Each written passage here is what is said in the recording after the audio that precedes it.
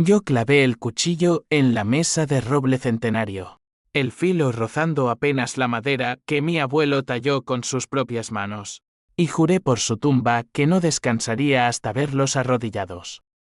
Habían vendido las tierras de Galicia, esas hectáreas de viñedos empañados por la niebla atlántica, por una miseria que apenas cubría sus deudas de lujo, sin imaginar que yo, el hijo pródigo olvidado, guardaba en una caja de hojalata oxidada el contrato real, el que mi abuelo firmó con sangre y sudor, no con las falsificaciones que mi tío y mi primo habían urdido en las sombras de un notario corrupto. Aquella noche en Santiago de Compostela, bajo la lluvia que azotaba los tejados de pizarra como lágrimas de los antiguos celtas, mi mundo se partió en dos, una mitad muerta con la memoria de mi familia, la otra viva solo para la venganza.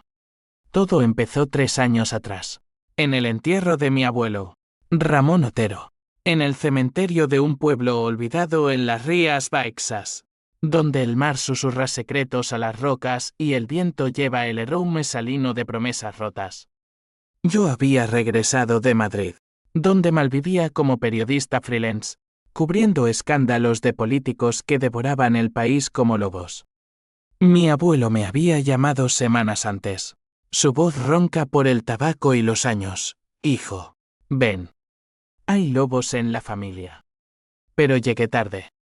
Él yacía en un ataúd de pino barato, su rostro surcado de arrugas como surcos en la tierra que tanto amó. Mi tío Javier, el hermano menor de mi padre, dirigía el responso con esa sonrisa de serpiente que siempre me erizó la piel. A su lado, mi primo Luis, el hijo pródigo de la rama rica, con su traje de Armani que olía a colonia cara y traición. Ellos dos, los guardianes autoproclamados del legado Otero, habían convertido el velatorio en un banquete de hipocresía, copas de albariño robado de las bodegas familiares, anécdotas falsas sobre el viejo Ramón que lo pintaban como un campesino torpe en vez del visionario que salvó aquellas tierras de la ruina franquista. Yo me quedé en las sombras, junto a la tumba de mi abuela, Inés, que se suicidó cuando yo era niño porque Javier la había humillado públicamente por no dar más hijos varones. Aquella noche, mientras la familia se dispersaba hacia la casa solarllega, yo me colé en el estudio de mi abuelo. Sus manos temblorosas, en su último aliento, me habían entregado una llave. Guárdalo, Mateo. Es tu escudo. Abrí el cajón secreto del escritorio. Y allí estaba, el contrato original de 1975, amarillento por el tiempo, con la firma de Ramón en tinta negra y un añadido manuscrito. Estas tierras son para Mateo, mi sangre verdadera, no para los traidores que venden el alma por oro. Mi corazón latió como un tambor de guerra. Javier y Luis planeaban venderlo todo a un magnate inmobiliario de A Coruña, que lo convertiría en un resort de lujo para turistas alemanes. El precio, 2 millones de euros, de los cuales yo, el único nieto directo de Ramón, recibiría una migaja simbólica. Pero el contrato real lo cambiaba todo. Yo era el heredero único, y ellos, unos ladrones disfrazados de familia. La rabia me consumió como un fuego lento. Recordé las tardes de infancia en aquellas viñas, donde mi abuelo me enseñaba a podar las uvas. Sus callos rozando los míos. La tierra no se vende, Mateo. Se defiende con uñas y dientes. Javier, en cambio, siempre había sido el parásito. Se mudó a la casa familiar tras la muerte de mi padre en un accidente de tráctor que nunca creí casual. Luis, educado en colegios privados con dinero de las subvenciones europeas que mi abuelo consiguió a pulso, era el ejecutor, ambicioso, casado con una influencer que coleccionaba bolsos mientras él dilapidaba el patrimonio. ¿Cómo pudieron? La traición no era solo económica, era un borrado de nuestra historia. De las noches en que Ramón resistió a los especuladores durante la burbuja inmobiliaria de los 2000, salvando el orgullo gallego de la codicia madrileña. Decidí no confrontarlos de inmediato. La venganza. Aprendí en mis años de periodismo. No es un grito, es un susurro que se propaga como la niebla. Volví a Madrid esa misma semana, pero no sin antes copiar el contrato y esconder el original en un banco suizo. Un capricho paranoico que Ramón me había inculcado. En la capital, empecé a tejer la red. Primero, contacté a Elena, una abogada de Vigo especializada en derecho agrario. Una mujer de ojos verdes como el mar de las rías y un pasado de viuda que la endureció como el granito gallego. Esto es más que un litigio, Mateo, me dijo en nuestra primera reunión en un café humeante de la Rua Nova. Es una guerra familiar. ¿Estás listo para perder más de lo que ganas? Asentí, sabiendo que Elena sería mi aliada, el puente entre la ley y el caos emocional. Ella, con su cicatriz en la mejilla de un mal matrimonio, entendía el peso de la lealtad rota. Mientras tanto, Javier y Luis avanzaban. Recibí una carta notarial, estimado Mateo. Informamos de la venta inminente de las propiedades Otero. Tu porción, 50.000 euros. Reí con amargura, imaginando sus rostros cuando supieran la verdad. Pero el odio no era limpio, me carcomía por las noches, haciendo que me despertara sudando, soñando con el rostro de mi padre, aplastado bajo el tráctor que Javier mantenía. Fue sabotaje. Las dudas me envenenaban, convirtiendo la venganza en una obsesión. Empecé a seguirlos, fotos de Luis en yates con su esposa, de Javier en casinos de Lugo perdiendo fortunas. Cada imagen era un clavo en mi ataúd emocional. El primer golpe lo di sutilmente. Anónimo. Filtré a un blog local de periodismo investigativo un rumor. Corrupción en la herencia Otero, notario comprado. El artículo salió 2 días después. Y vi las ondas. Luis llamó furioso a un amigo mío, exigiendo nombres.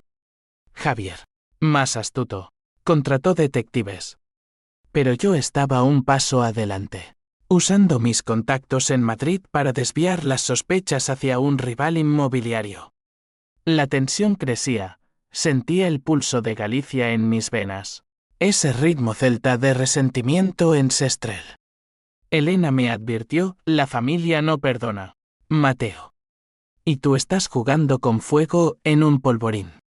Aquel otoño, regresé a Galicia para la vendimia falsa, la última antes de la venta.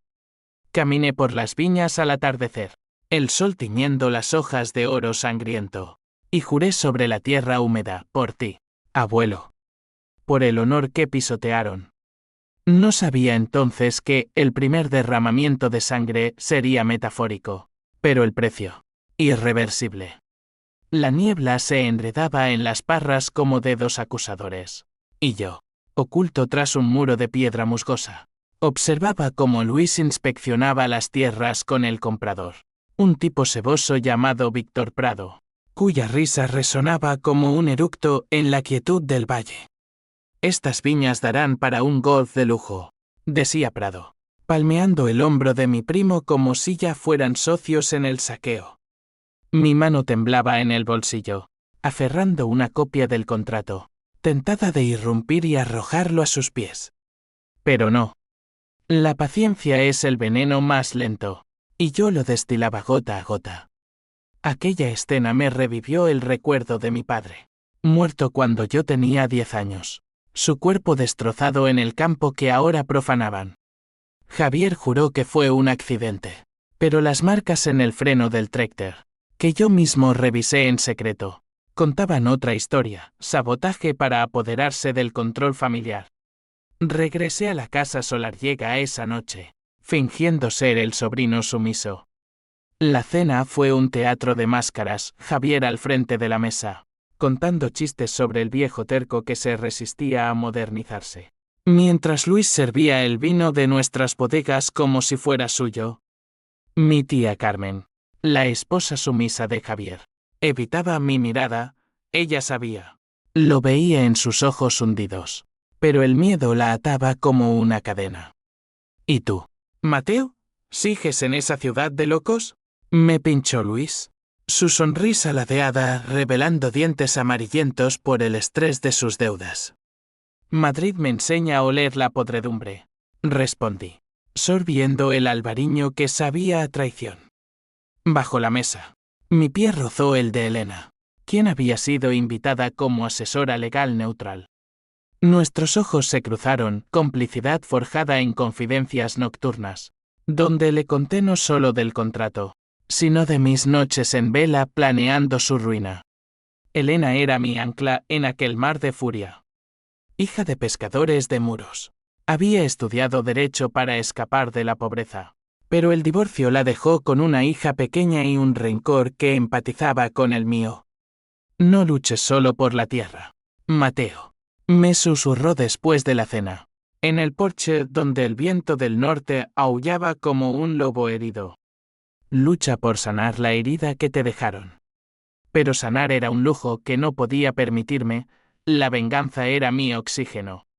Juntos, revisamos los documentos, el contrato falso que Javier había forjado con el notario de Pontevedra. Un hombrecillo gris llamado Don Emilio, comprado con promesas de comisiones. El Real, con su cláusula secreta, no solo me devolvía las tierras, sino que exponía un fraude fiscal de años, millones evadidos, cuentas en Panamá que Luis manejaba desde su ático en Barcelona. El conflicto se agudizó cuando recibí una llamada de Prado, señor Otero. Su familia me habla de usted como un problema. ¿Quiere unirse a la fiesta o quedarse fuera? Su tono era paternalista, pero olía a amenaza. Colgué y llamé a un contacto en la Guardia Civil, un viejo compañero de universidad que investigaba blanqueo de capitales. Mateo, esto es dinamita, me dijo.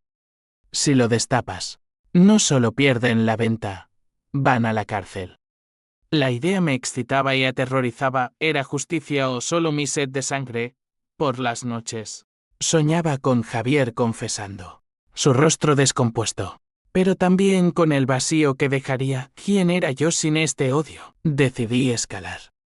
Filtré más documentos anónimos, extractos bancarios de Luis mostrando transferencias a paraísos fiscales, disfrazadas como inversiones en arte. El escándalo estalló en La Voz de Galicia.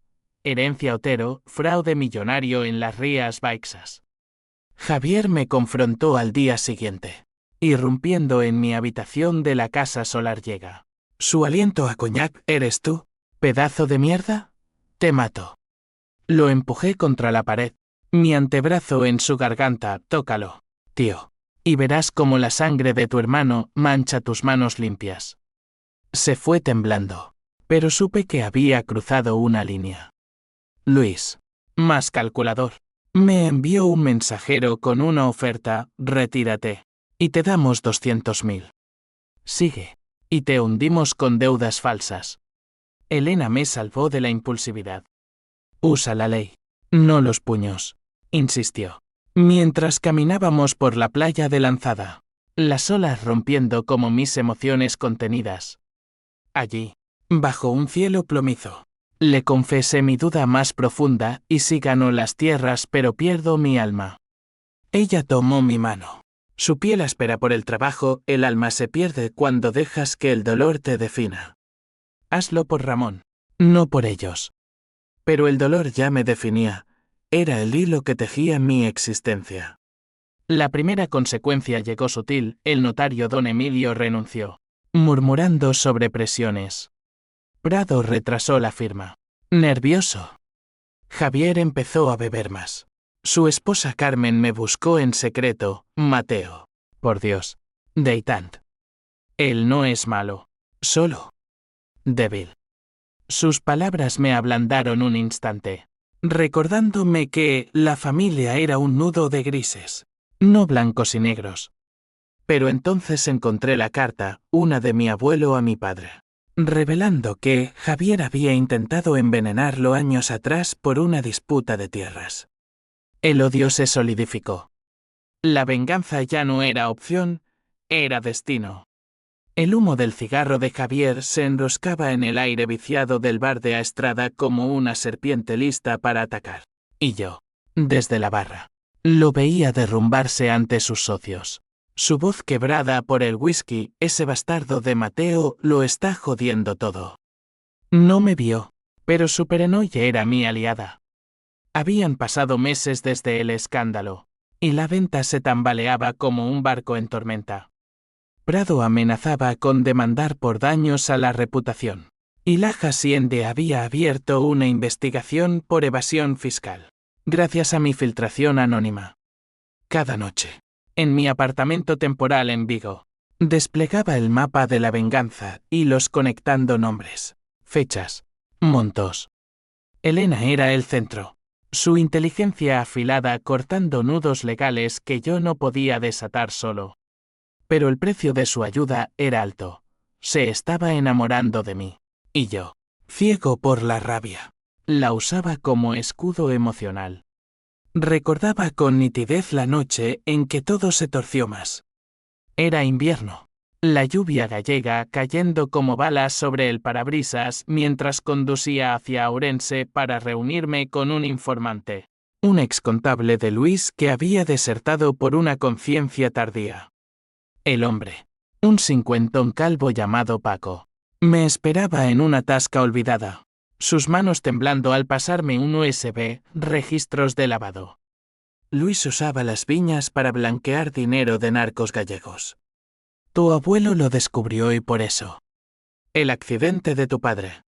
El mundo se detuvo. Mi padre no murió por descuido, fue silenciado porque Ramón planeaba denunciarlos. Lágrimas calientes rodaron por mis mejillas mientras aceleraba de vuelta. El USB quemándome el bolsillo. ¿Cómo no lo vi? La traición no era solo codicia, era asesinato. Confronté a Elena esa misma noche, en su piso modesto con vistas al puerto, donde el olor a sal y a café nos envolvía. Es homicidio, Elena.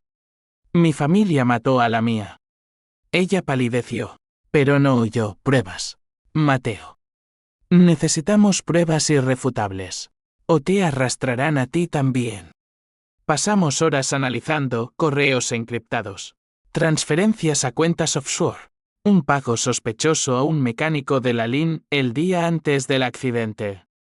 El odio se transformaba en algo más oscuro, una certeza fría de que la justicia no bastaría, necesitaba ver su sufrimiento. Elena lo notó, estás cambiando. Amor. Esta venganza te está comiendo vivo. La besé entonces.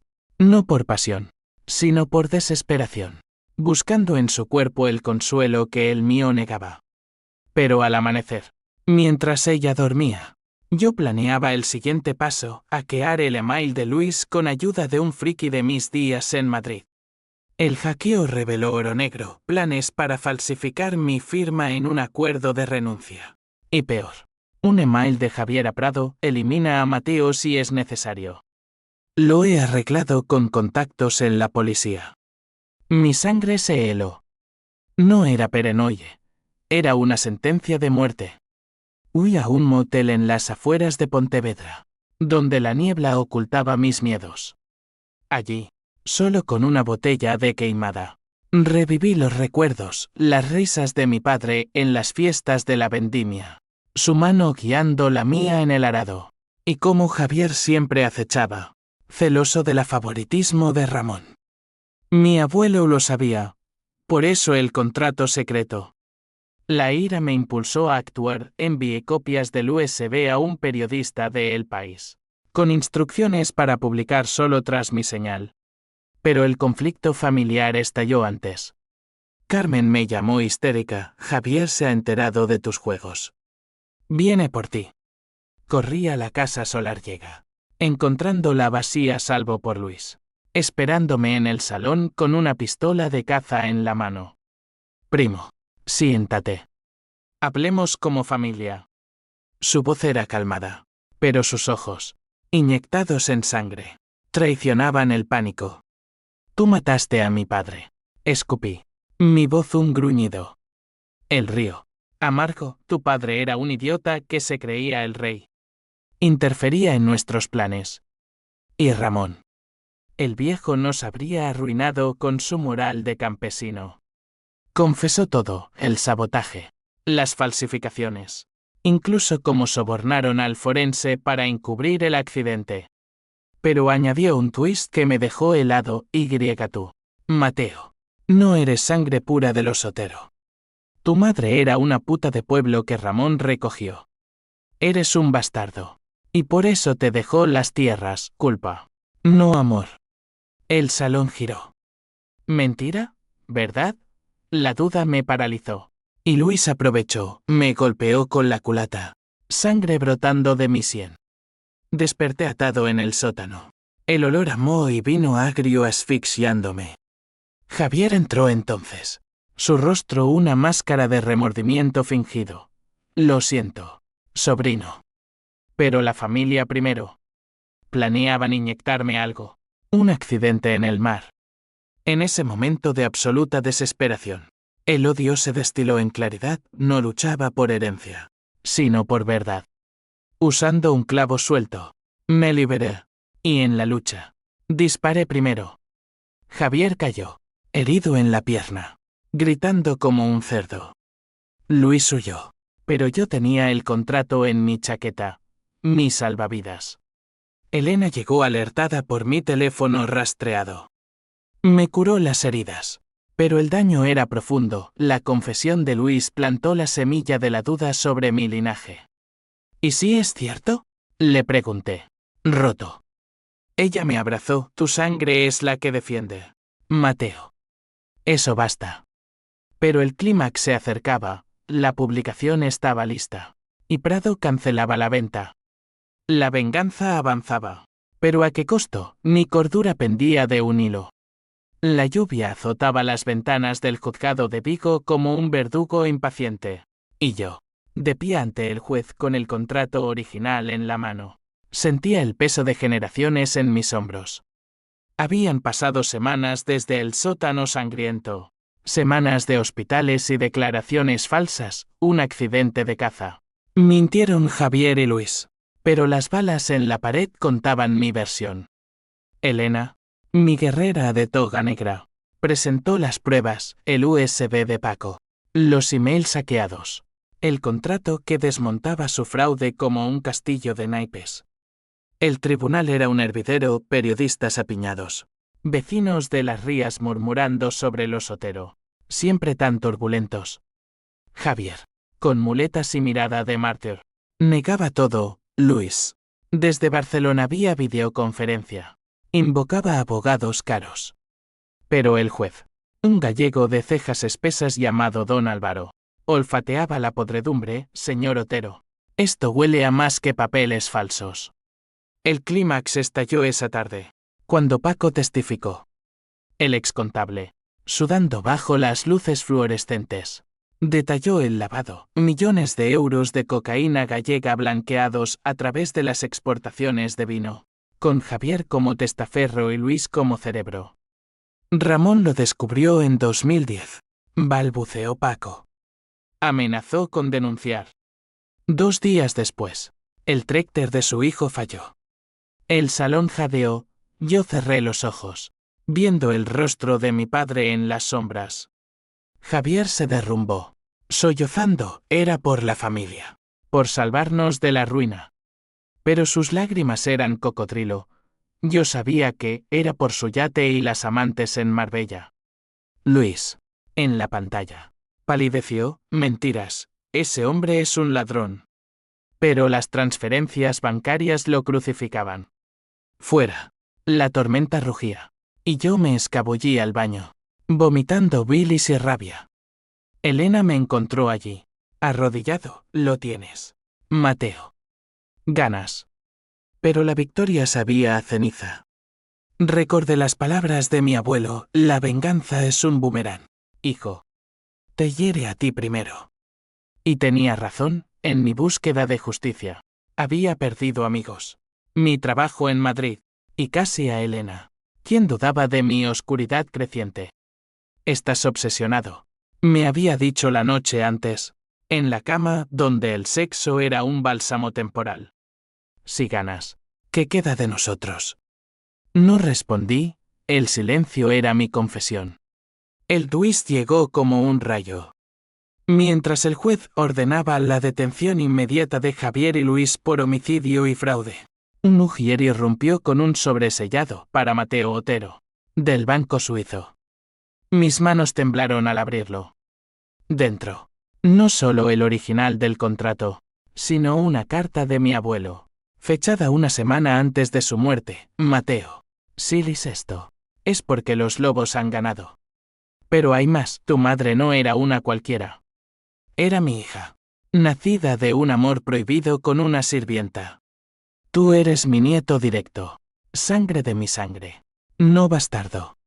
Javier lo sabía y usó eso para envenenarte la mente. Perdóname por el secreto, era para protegerte. El mundo se invertía.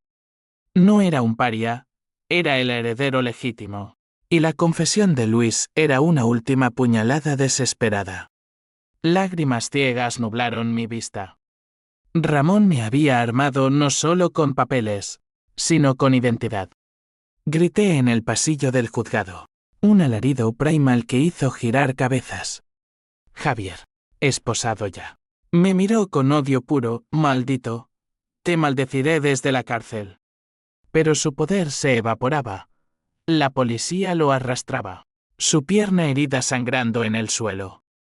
Luis fue arrestado esa noche en su ático. Su esposa histérica en las noticias es inocente. Prado huyó a Portugal, pero Interpol lo atrapó por complicidad. Las tierras volvieron a mí por sentencia express, 500 hectáreas intactas, valoradas en 10 millones. Pero el clímax no terminó en euforia, fue un vacío. Carmen, la tía, se suicidó esa semana, dejando una nota, perdón, Mateo. Javier me arrastró al infierno. Su muerte fue la primera consecuencia real, un funeral vacío. Solo yo y Elena bajo la lluvia, enterrando no solo a una mujer rota, sino la ilusión de familia. La prensa me convirtió en héroe, el vengador de las rías, titulaban. Pero en privado, el pánico me asaltaba. ¿Había provocado su suicidio? La cadena de reacciones se extendía. Paco, mi informante, desapareció, probablemente silenciado por deudas de conciencia. Elena y yo nos distanciamos, su hija pequeña temía mis historias de lobos. La venganza, que soñé como catarsis, era un espejo roto, reflejaba mi propia fractura. Los viñedos renacían bajo el sol de primavera. Brotes verdes perforando la tierra como dedos acusadores hacia el cielo indiferente. Pero yo caminaba entre ellos como un fantasma, el contrato enrollado en mi bolsillo como un talismán envenenado. Habían pasado 6 meses desde el juicio. 6 meses de victorias póstumas, Javier y Luis pudriéndose en la cárcel de Teixeiro, sentenciados a 20 años por fraude y homicidio involuntario. Como si el veneno en los frenos lo fuera. Prado enfrentaba a extradición. Y las tierras Otero, ahora mías, generaban titulares, el regreso del patriarca perdido. Pero el honor restaurado pesaba como plomo. Elena se había ido a Lisboa con su hija, dejando una nota, te amo, pero no puedo ver cómo te consumes. Encuentra paz, Mateo. Su ausencia era el vacío más grande. Un recordatorio de que la venganza devora aliados antes que enemigos. Regresé a la casa Solarllega solo, sus pasillos ecoando con fantasmas. En el estudio de Ramón, encontré su diario, páginas garabateadas con tinta desvaída, confesando su amor por la sirvienta, mi abuela secreta, y el miedo a Javier, el lobo con piel de cordero. Lágrimas mojaron el papel, por primera vez. Lloré no por rabia, sino por pérdida pura. El abuelo me había forjado para esto. ¿Pero a qué precio? Las noches eran peores, pesadillas donde Javier reía desde su celda, susurrando, sangre llama a sangre. Despertaba empapado, el corazón latiendo como un preso. El conflicto societal irrumpió entonces. Los vecinos, antaño solidarios, ahora murmuraban. Mateo el vengador. Pero ¿y la viuda de Javier? Suicidio por tu culpa. Un grupo de ecologistas protestaba ante la casa. acusándome de especular con el legado al rechazar ofertas de cooperativas. La ley me devolvió las tierras, pero la sociedad dictaba su propia sentencia, aislamiento. Intenté contactar a Elena, pero sus llamadas iban a buzón. Vuelve. Le escribí. Sin ti. Gano todo y pierdo el sentido. Silencio. La joya símbolo 1 EADN se transformó en remordimiento cuando visité a Javier en prisión. Lo encontré demacrado. Su arrogancia rota por el cáncer que lo carcomía karma. Susurraba mi demonio interior. Sobrino. Crow. Cadenas tintineando. Perdóname. Era miedo. No maldad. Tu abuelo me desheredó primero. Mentira o verdad. Sus ojos suplicantes me desarmaron. Por mi padre. Respondí. Nunca. Salí. Pero el encuentro plantó duda. ¿Era yo el monstruo ahora, Luis? En otra visita. Era puro veneno. Disfruta tus viñas. Bastardo. Mamá era una zorra. Y tú. Un error. Pero el twist de la carta de Ramón lo invalidaba. Aún así. Dolía. Decidí redimirme. Doné parte de las tierras a una fundación ecológica, convirtiéndolas en reserva natural. La prensa aplaudió. Pero el gesto era egoísta, buscaba absolución. Elena regresó entonces. Alertada por las noticias, idiota. Dijo, abrazándome en el aeropuerto de Santiago. La paz no se dona, se vive. Hicimos el amor esa noche en las viñas, bajo estrellas indiferentes.